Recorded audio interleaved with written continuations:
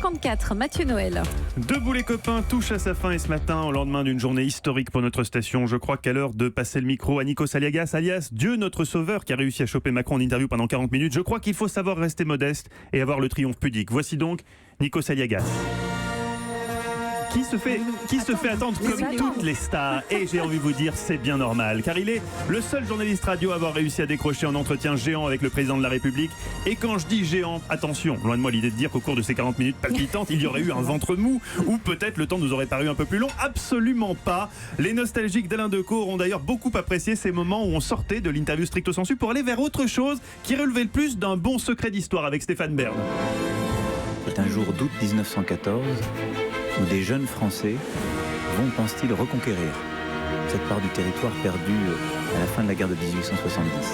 Il y a ensuite la guerre où on tient, celle de Verdun, où c'est la jeunesse de tout le pays, celle de la région, celle de la... Secret d'histoire par Emmanuel Macron aux éditions Hors Sujet, un ouvrage magnifique, 3000 pages, Tahoma 8, comme le dit l'auteur. Il faut tenir jusqu'au dernier quart d'heure.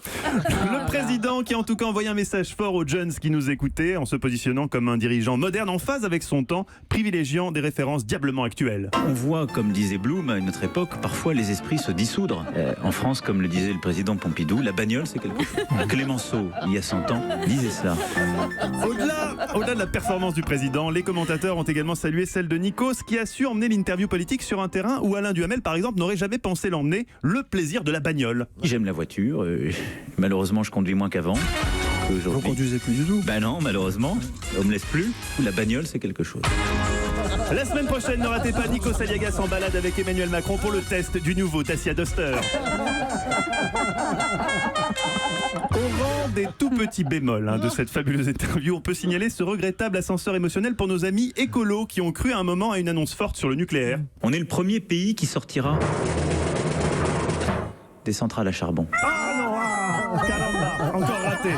En tout cas, bravo Nikos. Grâce à vous, ce fut une journée à marquer d'une croix blanche dans l'histoire récente d'Europe 1. Première interview d'Emmanuel Macron à la radio depuis son investiture. Alors, quelles seront les conséquences de cette interview sur l'opinion publique? On ne sait pas. En revanche, pour nous, et surtout pour Laurent Cabrol, c'est très clair. Un entretien à ne pas rater dès 7h40 en exclusivité sur notre antenne. Ouais, on va arroser l'événement. C'était l'occasion de picoler. On l'a pas loupé.